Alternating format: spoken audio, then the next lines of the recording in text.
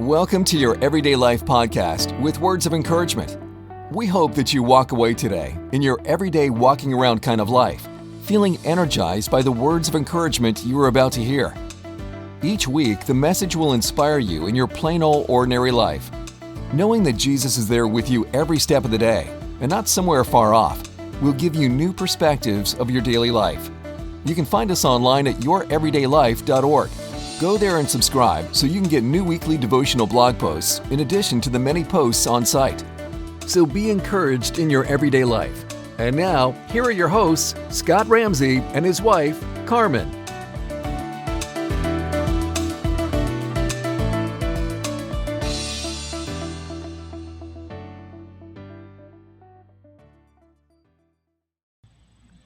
Welcome, everybody. We're excited to have you today on the podcast. And Carmen, my co-host, my beautiful wife, we have a special guest over here. We do. Yeah, Jeff McMullen. Hey, Jeff, welcome to the show. Thank Good you to guys see you. for thinking of me. This is a great opportunity. Yeah, well, we're looking forward to your story about your everyday walk with Christ, how that started, Okay. where it's been over the years, because we all have challenges, right? No. And trials, and then where that is today and what that looks like.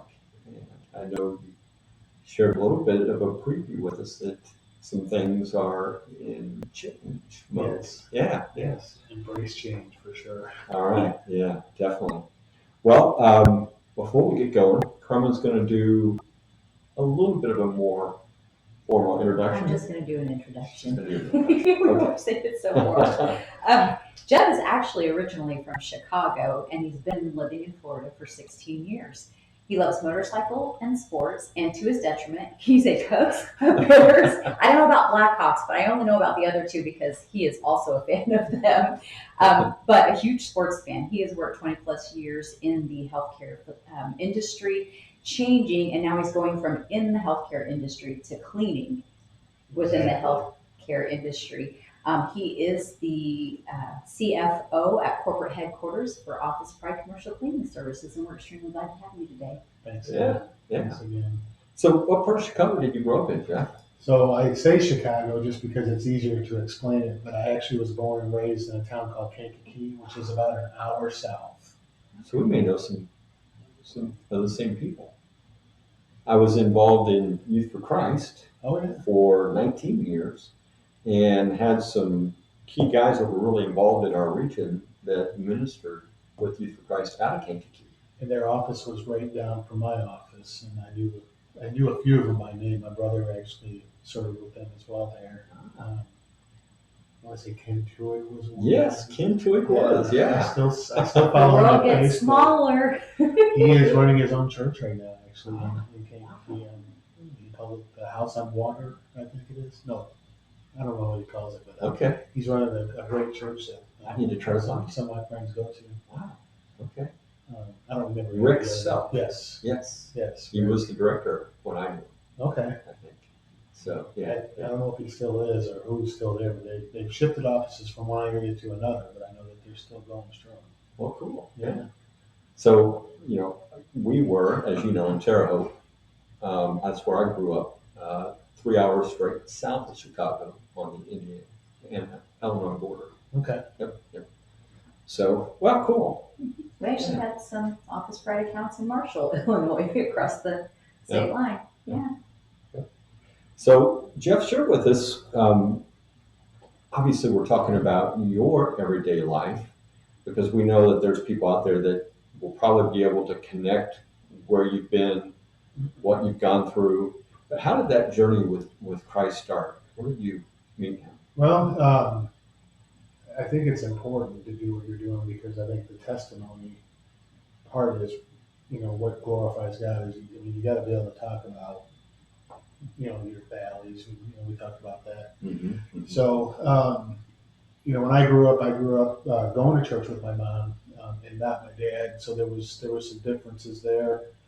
And I would say I just pulled out my, I have a little business or birth certificate, spiritual birth certificate. Oh. That my brother actually introduced me to a guy at his church, and it was one of those, I would say, Timothy and Paul relationships. Mhm. He was definitely my Paul. Okay. I hesitate to say that I was Timothy because I wasn't listening too well. Timothy seemed to run with it. I did not run with it at the time, but he spoke into me for a number of weeks, would come over to my house and just, and I gave him every reason not to come back. I really was kind of resistant to it, but he kept coming back. And, Richard, I'll never forget his name. He just kept pouring into me, and then that's where I ended up getting close to making a decision for Christ. But then I went on a trip with my brother, Phoenix. We went to Phoenix and we were flying, and we were in a whole bunch of clouds. And we dropped out of the clouds to come into Phoenix to land. He just looked out and said, "I don't know how anybody can argue that there's a God when you see a creation like that." And that was the turning point. That was what hit me the hardest. And how old were you at the time? 1997. I don't know, that's 31 years old. Okay. Maybe 30. Yeah, I think 30 years old. So I went through a lot of my high school and college years doing everything counterproductive to having faith, you know.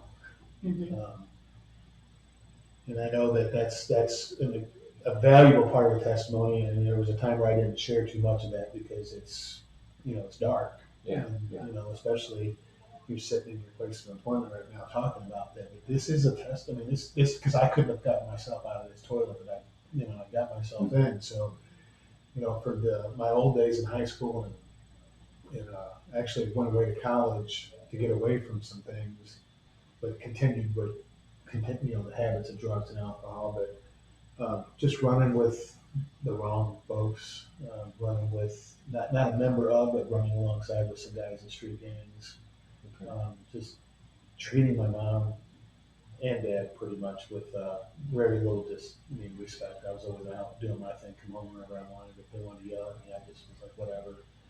So, it was, I had everything lined up perfectly for a life of prison, is what I was doing. Not only doing, different kinds of drugs, but at one point I was selling them and things like that. So, and like I said, you get into a rut like that where that's your life and that's all you know. Mm-hmm. How can you get yourself out of that without Christ? So that's the glorifying part, is because there's no way this would have all happened. And then around 97, when I got saved, went to remember Promise Keepers? Oh yeah, that was huge. Back when it was in stadiums instead of small churches now. Somehow that is not taken off like it was back then, but that was a big change in my life. And then I'm trying to think when I met my wife for the first time. It was shortly after that, 1997, spiritual rebirth. And we got married in 2001. We knew each other for probably 3 years before that, so it was shortly after that. Okay. And talk about another act of God that only He could have done, is bringing her in my life. And because I did everything to try to corrupt that girl. And she's been a rock. I mean, we've been married 21 years. If you go down the laundry list of things that can destroy a marriage, we've done. The heavy drinking usually doesn't fare well. Arguing over finances, because I'm a CFO. So I know exactly what I'm doing. She never agreed with me about how to spend money, so we always argued over that. Well, you look at your past of what you just shared, and that and CFO, it doesn't go together, does it? Not even a little. Not even a little, and it's kind of crazy how it all came to be. But I can come back to that. But just God putting her in my life, and we have a child. He's 19 now, and he's doing fantastic. But he's on the spectrum of autism. When he was 9 years old, he was up to 9 years old. We knew something was challenging with him when he was probably close to 3. Even when he was first born, he could not self-soothe himself. He didn't sleep through the night until he was over 2 years old. Mm-hmm. So he had challenges then. He had, but then when we started to figure out that he may be autistic in some way, we were trying to figure out how to handle that, and we're new to this, and no one in our family has ever dealt with this. Well, then he started getting violent, where by the time he was 9, he had tried to hurt himself or my wife so dramatically that he had to be put in the hospital. And they corrected him.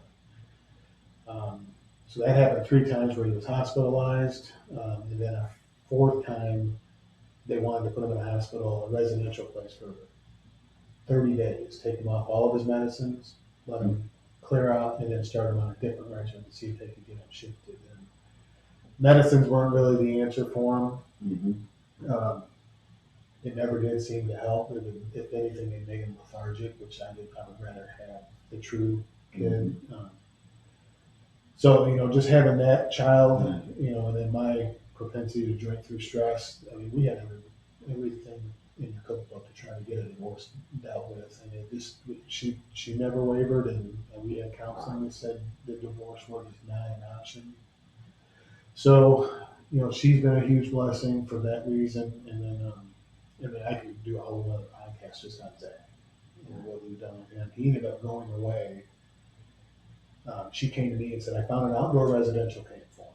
I'm like, well, you're the one that's home with him all day long. If you think this is what's right, let's go check it out. And she was, it's a year and a half. I said, absolutely not. Not getting for a year and a half. Because he was going to go where he was there for 6 weeks, no contact. I could write him a letter. And he's 10. So, so 6 weeks, comes home for 3 days. 6 weeks for a year and a half. And I said, there's no way. And she got very emotional and said, just go look at it. So I was like, fine, because he has to volunteer to go to this. I'm like, there's no kid in the world going to give up an Xbox and air conditioning to go live outside in South Florida. I mean, South Florida down Fort Myers, internal to the state. And we went down there and checked it out. And I was pretty impressed with it. And then it came time to say, Zach, do you want to go and do this? And I was ready to leave. And he surprised me, and I think I about threw up, and he said, no, I need to do this. Oh, wow. What? Wow. It ended up being probably the single biggest blessing for him, because he went down there, and in a year and a half, he left without having any medicines. He didn't believe in God when he went. Actually, he thought he was a child of the devil. He believed in there being the devil and not God. He left there with no medicines. He got baptized, which I got to do alongside one of his chiefs, one of the adults in charge of him. They call them chiefs. Got baptized, and then graduated out of there, and he has been on a forward trajectory ever since. So just graduated high school 6 months early when they said he would never finish school. His psychiatrist said he would probably end up in a psychiatric nursing home. That's the outlook we had for him. So now he's just signed up, and he starts welding college. He's going to go to school to be a welder. He's like, how does it get any better than that? I put a mask on and I have to talk to people all day long. I just sit there and get my job. Because the social stuff he still doesn't care for a whole lot. Yeah. Is he a creative? Like, is he excited about what he can do? Yeah.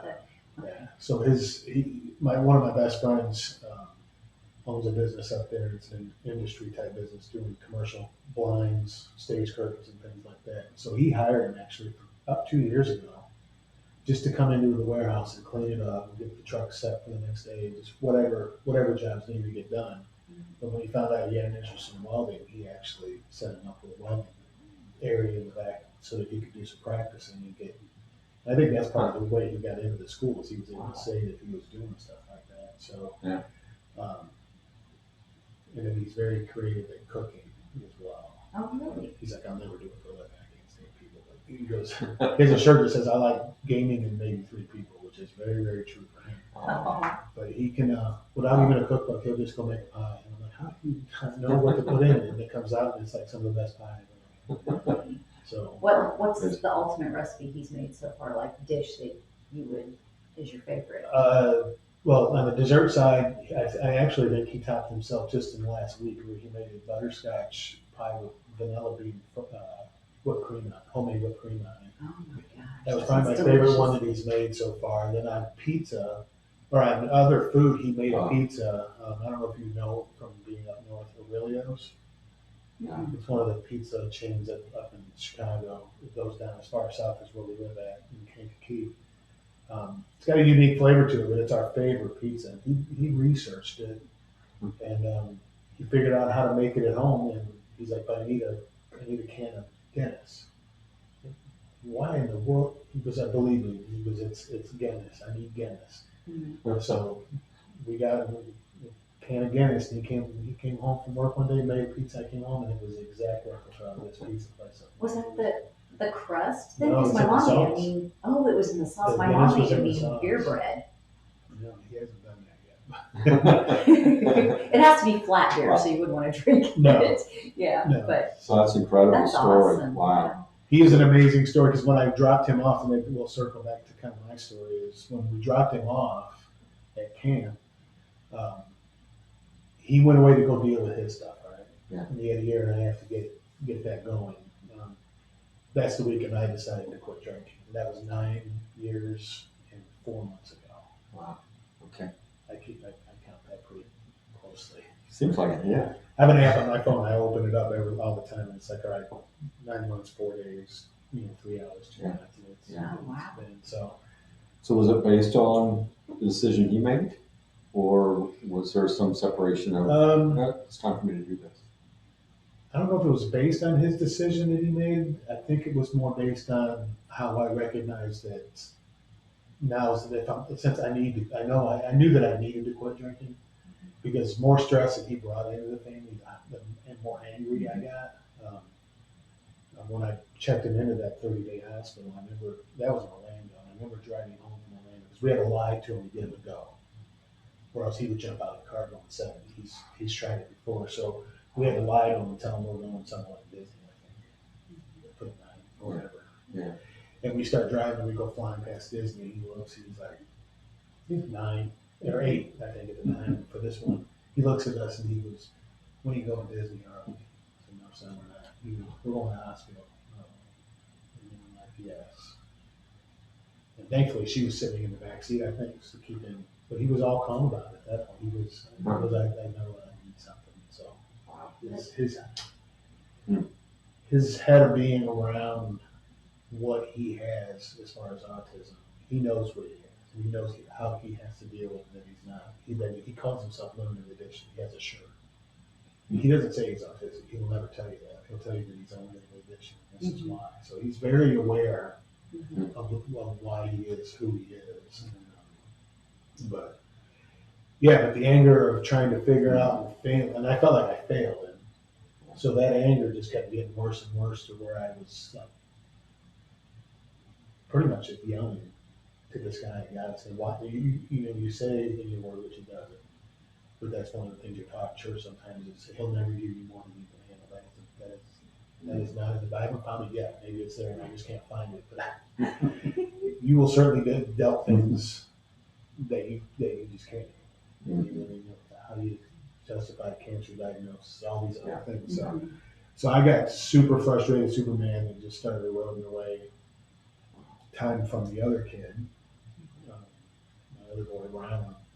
And then obviously my wife, who's trying to walk through all this stress, but she can't really rely on me because I'm out doing my thing, being drunk all the time and angry and frustrated at life and blaming God and everybody else for everything. So it just came at that time just because it seemed like I have to do it. What better time while he's away doing his thing and I can start to reground myself. So, and then the cool thing about it is, as much as after he was down there for 1 6-week session, the guy that runs it, it's like a 200-acre camp where they literally live outside. As part of the school, they have to build their own cheeky huts with palm trunks and palm branches.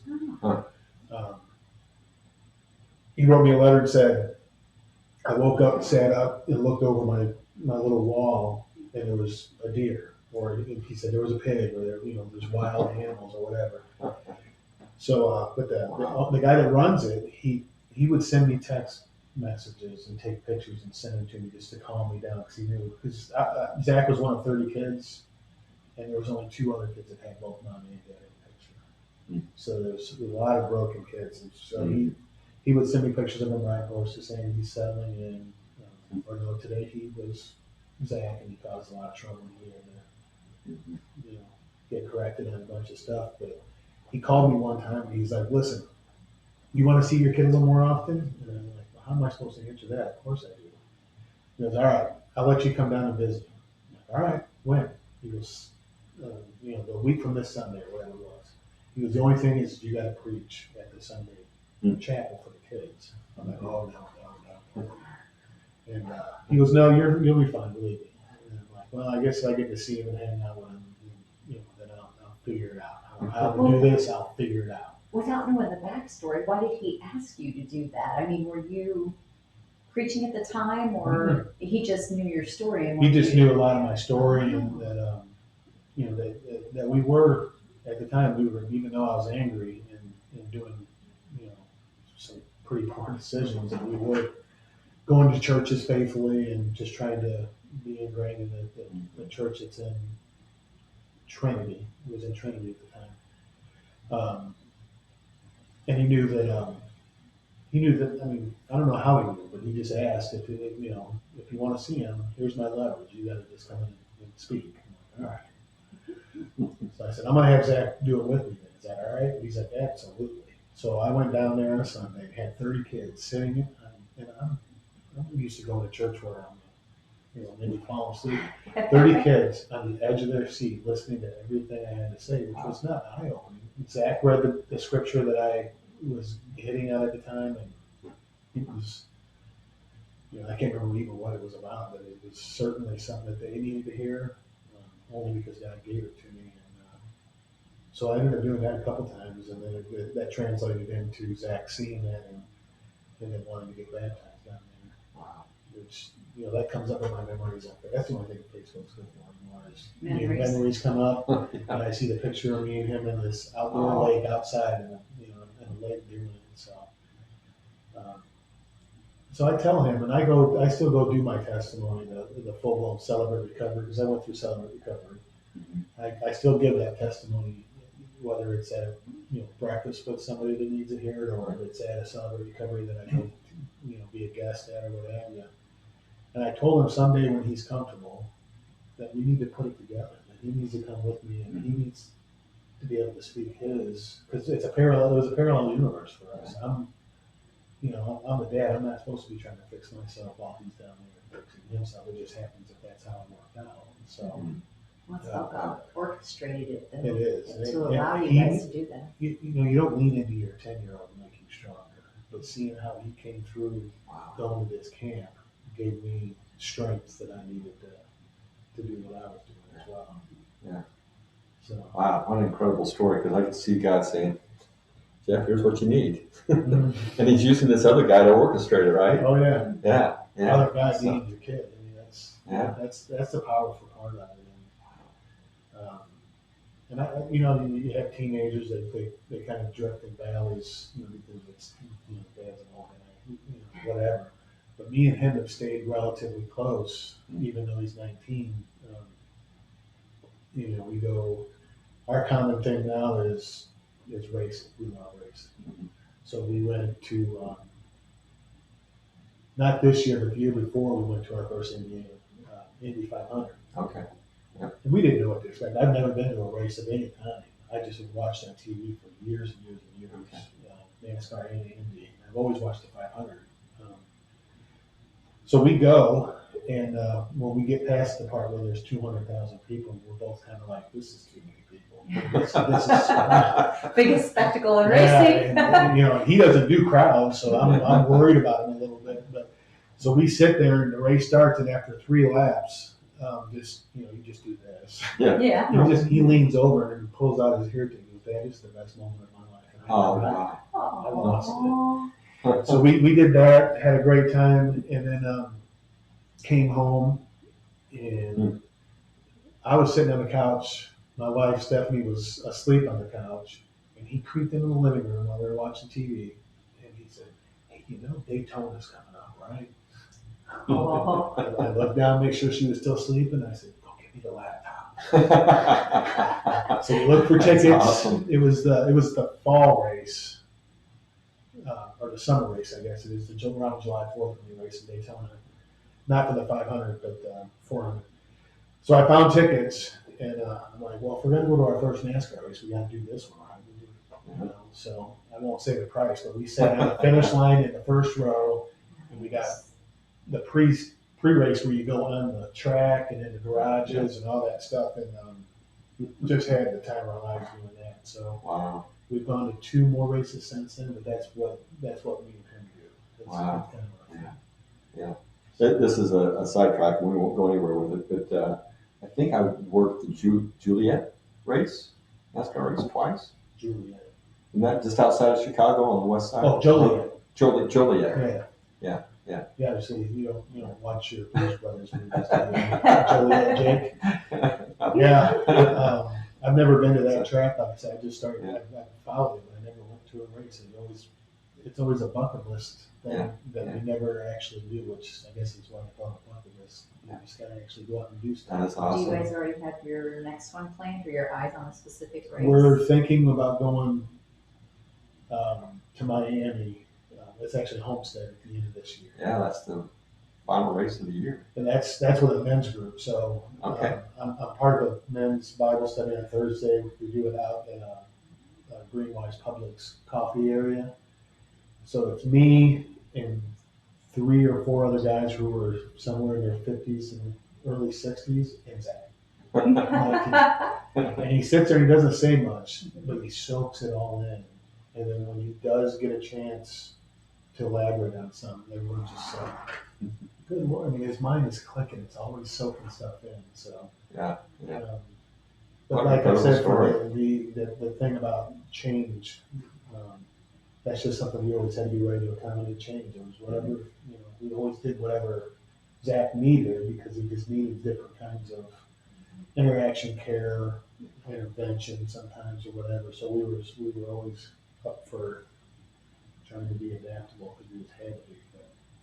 But, so then Zach comes back, or from that 1.5 year experience, or are there other things in between there before he comes back, and then what happens next? Well, when he comes back, so they said for the first 3 months, the first 6 months of it, he's going to cause more problems than he solved, which means he's going to, and it's got a culture to it that's kind of like just an outdoor big group therapy session. If you mess up, everybody messes up, and you're going to sit down and talk through it until you figure it out. And sometimes at night, they would be up till 2 or 3 o'clock in the morning. Oh, wow. Until they get something resolved, but they still have to be able to do a roll call and all their stuff. So it's like there's a peer pressure accountability built into it without the pillow, Yeah, they're in it all together. Pillow-based fights. But then the middle 6 months, they're still causing some trouble, but they're learning to process it and fix it. And then the last 6 months, and they make sure that it goes 6 months, they're solving all the problems that cause it. So they're leading their group. When another kid messes up, they're like not showing anger. They're actually trying to lead the other kids. And so when they get that concretely built in after 6 months, that's the sign that graduation is ready. Wow. So and then we talk a lot about Zach, but Rylan is. After we started going down the road with Zach, even up to when he was 2 years old, we weren't going to have another child. It just wasn't going to happen. Yeah. So Rylan was a surprise. And man, is he the polar opposite, personality-wise. Just always happy. But he had to grow up watching all of this. And so it was a little bit scary for him. And so that time when Zach was away at camp for 1.5 years, when they could not stand each other, and he attacked him physically, so there was a lot of violence there. While he was gone for 1.5 years, that's the 1.5 years that I got to spend with just focusing nothing on this kid. Because all he was kind of put to the side when we were trying to work through everything with Zach. Yeah. So that was my time. 2 years, almost in a day. Okay. So he got a lot of our attention for that time, which was very healthy for him. And then now that Zach got out of camp, and as they both have matured, they've started to grow closer, which is fabulous, because I know so many brothers and sisters that kind of drift apart, and they're actually getting closer together. So that's really good. But, So, as that experience wrapped up, your going through recovery or maybe coming out of it. What from that point up to just recently, what did that walk look like with Christ coming out of that? Coming out of that, I think it started with me being asked to go down there and teach, Okay. because I was like, God really can use. Then I started really digging into the Bible about how rough some of these disciples and Paul. And Yeah. like, well, if they could use Paul, maybe there's hope. And so I just really started diving in more at church, but also outside of church. I mean, church is an hour a week. That's not definitively what makes you a Christian. So Right. just pursuing that, and then witnessing my wife's heart for ministry, and she really took off. And so Celebrate Recovery became, within a year, was recovery for the first year where it was hard. So year 2 and beyond was what they call it Celebrate for a reason. It got to be where it was a close-knit group of guys. It has since fallen apart. That church had some leadership changes. They didn't believe in it, for whatever reason. They didn't believe in the program. It dissipated. But that walk has continued, because I just think that there's a story, especially one that can be as powerful as what happened with Zach and me at the same time, that has to be a story that can be told that helps even one person, even if it's just one. So, and then we switched churches there for a little bit, and we started going to the chapel, which you guys go to. We've been there for over 6 years, I think. And, just love the worship, and Pastor Q's messages are usually exactly what you need to hear. And it's a big church, so you can get lost in it a little bit easy. But I think you just got to be intentional, just to be able to make relationships, shake some hands. Hang out in the parking lot and see people sitting in their car waiting for church to start. While the wife's in kids' church. Exactly. Where's Carmen at? Oh, she's inside doing her duty. I'm just hanging out. Actually, I was usually working, well, not always, but working a little bit on my devotional blog during those times, because trying to find a moment to do that. Really, Gardenscapes. Just say. So I have to ask this, Jeff, because I've heard you refer to this a couple of times, not in any detail, but being able to relate to the Sons of Thunder. Where does that come into all that story? In a lot of different ways. So about 4 years ago, I think it's been 4 or 5 maybe years ago, I got my first motorcycle. And before you go into that story, because I'm sure there's some people listening, Sons of Thunder. Yeah, I don't know who the talking Sons of about? Thunder We're going to get to that. Okay, so we're going to get to that. So, okay. Go ahead. So I got my first motorcycle, and again, that was a tiny thing too. I mean, I could have easily gotten one back in the days when I was drinking and done something horrible like that. So got my motorcycle, started riding with some close friends. We started talking about how we use this. We started investigating different ministries on motorcycles and all that. But and so the Sons of whatever that's motorcycle culture, and naming some different clubs and what have you. But what that relates to for me is the issue of anger. So, I'm a guy. There's all kinds of stressors going on in the world, work, personal, whatever. And so my struggle with anger is still very real. And then I was watching The Chosen. Yeah. And there's a scene where Jesus is walking through foreign territory with, I think it's John and Andrew, and some Samaritans. And of course, this is the show, so it elaborates a little bit more than what the Bible says. But there's some Samaritans that come up to him and treat him pretty disrespectfully. And John and Andrew want to blow. They're like, just give us the words and call down thunder and strike these people down. And Jesus is like, whoa, let's relax here. And he renames them, and I'm going to blow the word because I'm sure I don't know how to pronounce it. In Mark 3:17, he calls them, I'm going to rename you the sons of Bonerges, I think it is, which translates into the sons of thunder, because they have this thunder and this anger in them. But anger, when used right, can forward the kingdom, but if you don't, it will destroy your efforts at trying to build the kingdom. So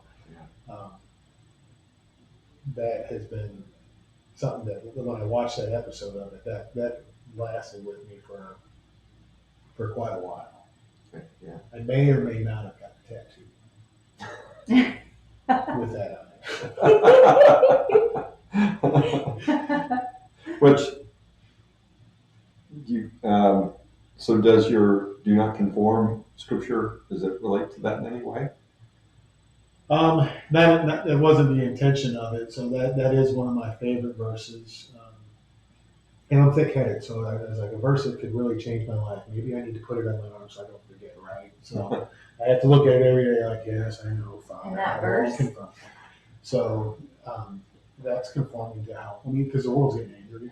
You can't drive down 19 or 54 without somebody losing their mind. Maybe it's just yourself, or maybe, there's so much anger out there. So it's everybody else, you can conform to that temperature of anger. What was that? She's hitting us. Because I don't know what she's talking about. You got me mixed up with somebody else. I'm like, why? They're just going about their day. Exactly. I know.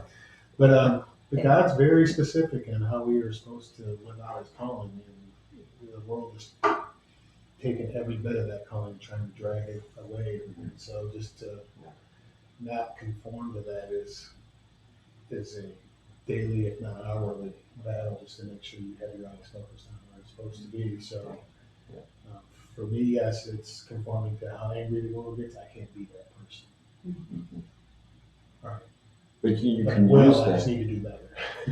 Yeah. And sometimes, I don't know, can you use that to not be that person? Like you get so angry with the way the world is that you're determined to not be. Or does that not even make sense? It makes sense. It makes sense because when you get right in the heart of it and you're at your angriest, I think the Spirit then does say, well, what's on your arm? Or what is going on in your life right now? And how is your mentality right now? One, it's going to kill you. Your stress level is going through the roof, and it's not healthy for you. But you're also, when you're angry to the unhealthy extent, there's bound to be somebody around you that's witnessing that, whether it's your kids, which they will conform to that if you're showing that kind of behavior on your kids. I firmly believe that. And your wife has to listen to it when she just doesn't want to.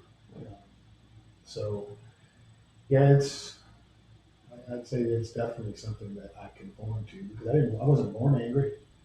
I was fat and happy when I was born. I learned it, right? Just like a lot of the other things, you weren't born with hate in your heart. You learned it somewhere. So I think it's a process to unlearn it.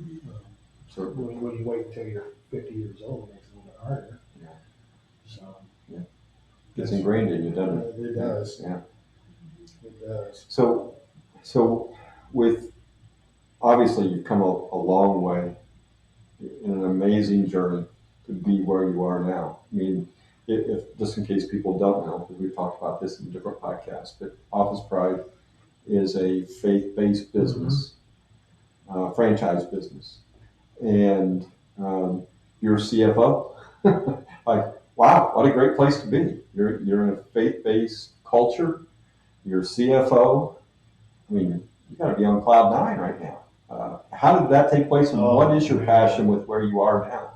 What was your focus? We talked about, my early history and how did that translate into being CFO. So when I got back from college, I actually got a degree in Parks and Recreation, which is another, how did this happen? Because that doesn't seem like that fits either. So I tried to go down the route of working at YMCA, doing an internship there. And they immediately stuck me with all the little kids. And there was a pivotal point, so that stopped. I don't like being with little kids that much. So my brother at the time knew I was just looking for work, and he worked at a hospital in a psychiatric unit, just kind of like the group. He led the group sessions and did just a lot of, like, whatever, the psych techs do a lot, actually. So monitoring for safety, if there was violent outbursts, they just kind of coordinated how to safely help them to the floor, whatever you want to call it. Mhm. So he got me a job doing that, and that was, that had to be 30 plus years ago. It was giving me like $10 or $12 an hour, which back then was a lot of money Yeah. for Yeah, not doing definitely. too much. Mhm. So I was going and doing that, and they kept talking about the burnout cycle of working with psych patients. Like the nurses can only do it so long because it burns you up. So I went back to school and got a master's in business, Mm.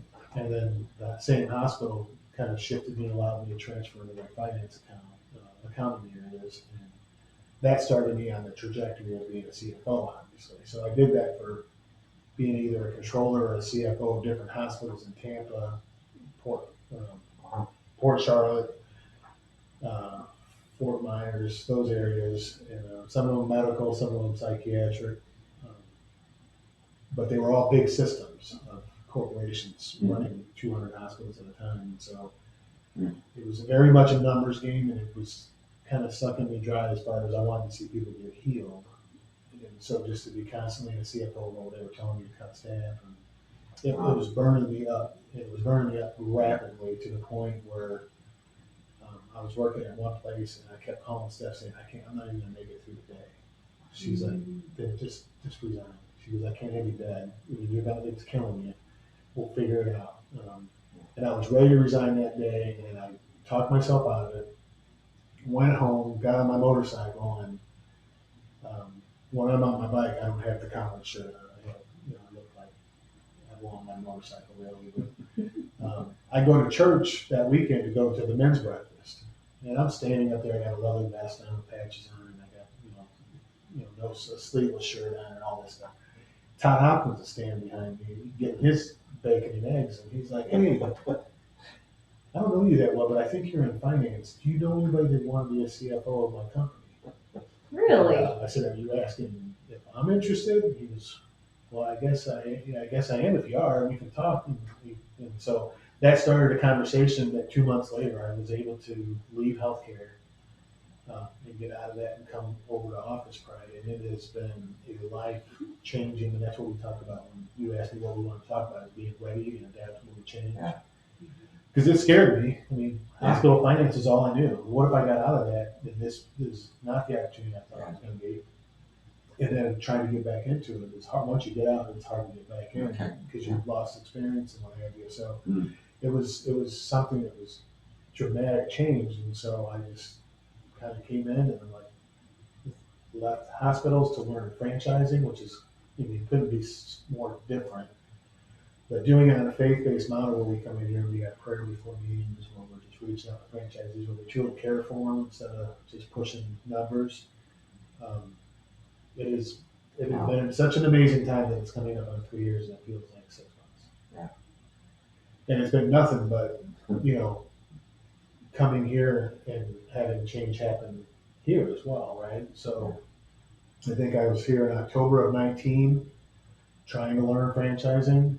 By the way, here's a virus that's going to shut down the world, and you've got to come around it. And so then we shifted our panel all to worry about that for a year. Mm-hmm. And then we've had different organizational changes that have been all great, but it's still changed. You're like, how does this play in my long term? And I don't know where God will have me in 6 months or a year, but right now He's got me here, and it's just been a blessing. So I've been able to adapt and change where I don't like change. I'm kind of like Zach in that way. You don't change up stuff I'm doing because then it sends me through, a spiral. Yeah. But this has been something that has been just a huge blessing, and being able to sleep at night, just to be able to sleep at night. Wow. So you're in this burnout mode with the healthcare system, and seeing things and having to make changes that you don't want to make because it's detrimental to different people's lives. Right.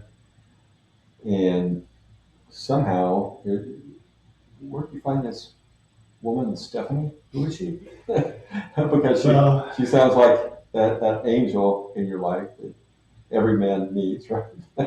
Or most men need. Yes, you're right on there. So I will thank healthcare for that one. So I was working And I have to be careful how I say this because I've said it wrong before, like I met her at the psych unit. But I was working at the hospital in the psych unit. She was working at a medical floor as I think a CNA. And one of the nurses just said, I want to introduce you to somebody. And I never was real good about blind introductions. I'm like, I don't know. And this is one of those persistent nurses being, and now I think being hopefully nudged by God to put us together. So we go down to introduce ourselves down by the gift shop in the lobby of the hospital. And we're both unenthused. I'm Jeff. Let's give this a shot. So we go out and we dated for, I don't know, several months. But my head still wasn't straight, and so I broke that off. And she was pretty not happy about it, but we kind of stayed in contact. And then we became friends, where she was the only person I was hanging around with. But we were just friends, and it was like all my other guy friends, we just kind of drifted, they were still there, but, on Saturday I wasn't going to watch baseball at their house. I was hanging out with her, going to a movie or whatever. And then she was going to be gone on some night or whatever, and she started talking about dating somebody. She's like, that's all right, right? I'm like, yeah, we're not together. Well, the more she dated, the angrier I got. I'm like, I don't like this. This isn't good. What's wrong with me? I don't like. We're not even together. Why does this bother me so much? And then it just kind of. I took her out for dinner. I said, listen, I don't want to break up the two of you guys. I just want you to know where I'm at. I feel. So I laid all my heart out there, and she made a decision to lose the other guy, thankfully. And then we got together for about a year, and we got married on Cinco de Mayo, 2020, or 20. I guess back then it was 2001. Okay. Which makes it always easy to remember. Cinco de Mayo was when I got married. I've been married this many years minus one, so 20 years. That's our 6504. So I have to have something easy to remember. Or I'll mess it up. Same. Absolutely. So you've had several turning points in your life, and that was another one of them. Mm-hmm. And but you were talking about change, and most people never pull that trigger, but you did, Right? Because you just didn't see another. I mean, like not that you didn't have any other options, but like if I don't make a change here, A lot of doors that were open, but you got to be able to walk through them. Mm-hmm. And you got to be able to recognize the ones God's open as well. So there's a lot of that. Not that I was smart enough to know that Stephanie was meant to be my wife when I first met her, because I didn't do that right. But I don't know how. I mean, I couldn't have dealt with raising two boys without her. Yeah. She has been such a rock, because she not only had to deal with, and this breaks me every time I think about it. It's part of my Celebrate Recovery story. And the first time I ever did my testimony, she was in the front row. I had to walk off, cry up behind the stage, and come back. Sorry about that and all that. Yeah. So doing it your first time with your wife in the front row, not a great option. Give you a few times of practice to get it done. So doing that without her and her patience to put up with, dealing with two kids and me at the same time, essentially three kids, which she still is. Yeah. Right. I mean, she lives with three boys, and she's always reminding us that the house is disgusting because I live with three boys. But she's the same, for sure. So you look at your life right now. I know we've looked at it in stages. What is it? And maybe it's both of you together, you and Stephanie. But what's your passion right now in that walk with Christ that that grabs your attention from day to day? Right now, I don't know if this is going to sound weird or not. I'm in a season, which is another thing. Seasons mean change, right? Mm-hmm. I don't like seasons.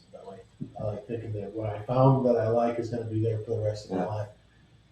So I'm in a season right now where I'm kind of going at some things alone, because I was part of a motorcycle ministry for 3 years or so, and that has kind of dissipated, and for many reasons, and so that has been something I've had to kind of come to grips with, and it was kind of, I loved it. I really did, but there were some needed changes that I needed to make. And so I just feel like God's telling me, don't seek out people in community all the time. You need to have time, like an extended, like we're supposed to have a Sabbath once a week. You need 30 days is what I keep getting, felt like I'm being led to. So 30 days, and then of just kind of just processing and thinking about where I was, and certainly the blessings, because it's easy to go back and like be frustrated with all the bad things that have happened. But focus on what Todd would say is the attitude of gratitude, which I'm not good at. But just being alone, spending a lot of time with Steph and the boys for different reasons and different things, just to kind of get rebounded and then see what door he opens up for the next season. Okay. I don't know what that's going to be. I guess in my head, I kind of relate that to like a sabbatical that we hear different people talk about, and so you're regrouping and, okay, Father, what's the next step? That's the thing. Me being, especially the mentality of what I have for being a CFO is, administrating, running, leading, and putting my things in front of, people, and hopefully that's that's the direction you're going in. And so as I look back on a lot of things that I've tried to do, when I get frustrated, it's like, Steph, I tried to do this, I tried to implement this, I tried to get us to do this, and it finally hit me that I just kept saying, I tried. I never was good at sitting quietly and listening for God's voice. And so that's, I think, what this, 30 days or so is going to be, is just trying to be more discerning, just to hear and figure out how to hear. There's different ways to hear God's voice in your heart and His leading in your life. Things such as this, this certainly, fellowshipping around people that are, wiser than you, spending time in worship, songs. I don't know how many times a song has spoke to me that I've heard 50 times, but then I'm in the middle of some kind of phase, and then those words mean something completely different. You're like, thank you, God, for that. Obviously, you'll always, can go to a church and have the message where the pastor looks like he's looking way ahead. It's all God leading you. But if you're focused on trying to do it instead of just letting the Spirit take your soul to lead you down that road, I was going too much with my flesh and my soul instead of the Spirit of God coming in and opening doors for me. So I don't know where I'm going. The next step. I don't want to get rid of the motorcycle. I know that. So I got on it after all this happened. I got on it, twice, where I just went out for long extended drives just by myself, trying to clear my head. One time it was very clearing. Another time I just got walk upstairs on my own. But I know that there's stuff going on because I'm working alongside with some other great people. My wife has got a massive heart for sex trafficking industry, and seeing her example, how she's just going at things that just seem crazy. Like, why are you thinking that? That's not possible. And she's just making things happen through a lot of persistence, and it's weird to say this, but she's like, I think I want to do strip clubs. And so that's always fun for me to say, hey, I'm available if you guys want to go out tonight because the wife's going to strip club. Well, she goes, and I've gotten to where I've gone with her now, where I stay in the parking lot, kind of, just monitor things from afar. And she goes in with a number of ladies during Easter time with Easter baskets, because there's a lot of the ladies that have kids. So they just they just ask for prayer requests, and some of them will really know, I'm good. But some of them look forward to them visits, and we don't know what seeds are being planted. It's not for us to know what gets grown, but she's got a heart that is absolutely courageous to go do that. So it's an example. This is kind of letting me get ready for whatever, because whatever God's got for me next is not going to be comfortable. So putting you through some good training, isn't it? Yeah, because to do some really good true ministry, a lot of the broken, when you're going to try to work with the broken, none of that's comfortable. Yeah. So it's, I just figure if she can do that, then I can go to maybe prisons or do street ministry, with homeless people or whatever. It's stuff that makes you nervous to be around. It's, they need blood more than they need it. There's a lot of broken people in just our little area of the world. Wow, you have a unique journey. And before we close, I want you to think about some closing thoughts that you want to be able to communicate. I'm going to give you a second to think about that because I'm going to ask Carmen first. Okay. So Carmen, with what? I never keep That is not being picked up by the mic. Sorry. our leather chairs are squeaky just in case you want to what that sound is. No, it's not really bad. Anyway. Good. Carmen had So, closing thoughts. As you hear Jeff share about his journey, his story, where that all started, the different challenges and trials he's been through, what are some closing thoughts you have of what Jeff shared? There was a lot that I gleaned off of that. In the world that we live in today, especially, I love the do not conform. Because he asks us to be we are in the world, but we are to not be of the world. Right. We need to separate ourselves that way.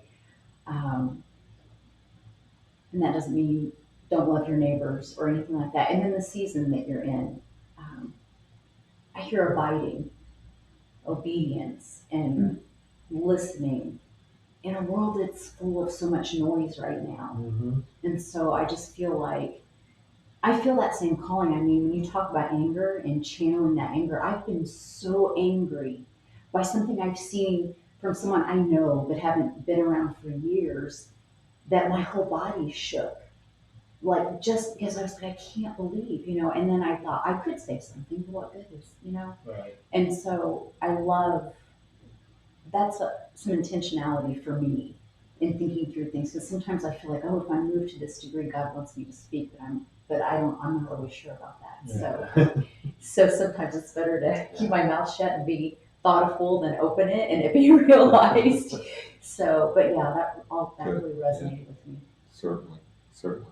And a little bit of what you just shared reminds me of the podcast, The God Story, just did with Hannah, and her story about she actually did the animation video work to Crushing Snakes with David Crowder. Oh, okay. Yeah, which may be a video or a song that is maybe really resonates with you. I'll need to hear. I have a lot. I have a lot of his music on my phone. I do like his stuff, but I don't remember that one. Yeah, about not conforming, and wow, Yeah. good stuff. So Jeff, closing thoughts of what you want somebody to walk away with. We've actually spent almost an hour just talking about your journey, which is exciting to hear, a lot of things that I'm sure people can relate to. What's something that you want them to walk away from during today? I don't know. There's this part of this where you just don't ever think that it's a good idea to go into your place of employment and sit on a camera and admit some of the stuff in your darker past, right? But if you don't do that, like I said, I don't think that God gets the glory that he deserves, because Paul put in his letters that I killed people. I killed people that followed Jesus, and I was the worst of the worst and all that. So I am not anymore like I would have been afraid to do that at other places of employment. I'm not afraid of that anymore. I'm not ashamed of it. That was something where I can look back and see how close I was to death, spiritually and physically. I had guns held in my head before, and it's just been a crazy life. To have that be almost 180, like you said, how did the CFO come out of all that? It's just like, God knows. So just being welcoming to the blessing that has come and being grateful for it has allowed more to kind of barrel into it, I guess.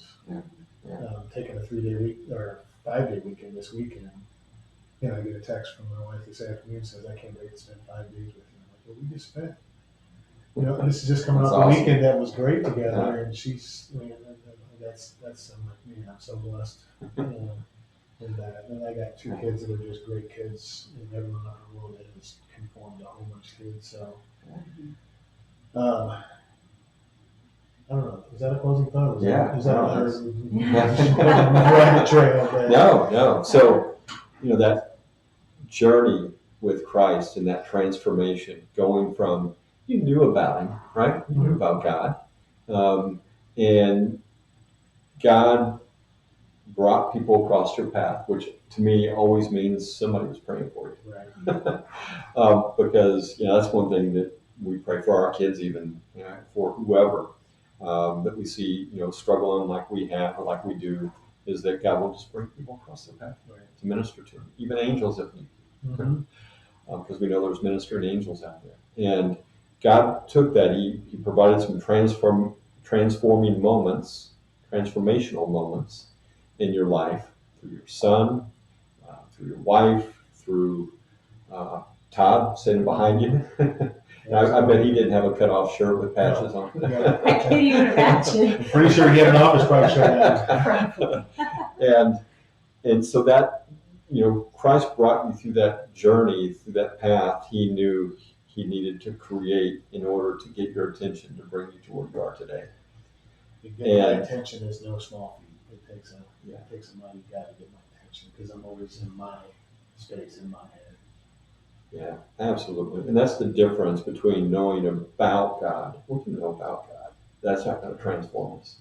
And then actually knowing God through His Son, Jesus Christ, and the power of His Holy Spirit working through you to bring you to this point. So I just want to close this up by saying, I hope you got a chance to see this whole thing. If you didn't, go back to the beginning, watch all this, and see how God transformed Jeff's life from where it was to where it is today. And he doesn't even know what the next steps are, right? I know. You know that He's preparing you for something that is going to be amazing. Amazingly, maybe scary, like surprising. Like, okay, God, I can't do this on my own, but He's preparing you for something. And what He's brought you through to this point. So that's exciting. And so, like we see with Jeff and all of our lives in that everyday walk with Christ, I want to challenge you in that everyday walk and know that He's got some great things prepared for you. So be blessed in that and have a great day. Thank you for joining us this week on Your Everyday Life podcast. We pray that you were encouraged. Make sure to visit our website at youreverydaylife.org, where you can subscribe and receive weekly devotional blogs from Scott. You can also find us on Instagram, Facebook, and YouTube at Your Everyday Life. Be sure to give us a comment on how words of encouragement has inspired you, and pass the word on to a friend who you know needs encouragement. Be sure to tune in again next week, when once again we will look at everyday life topics and apply words of encouragement. Until then, stay encouraged by what you heard today, and may you be greatly blessed.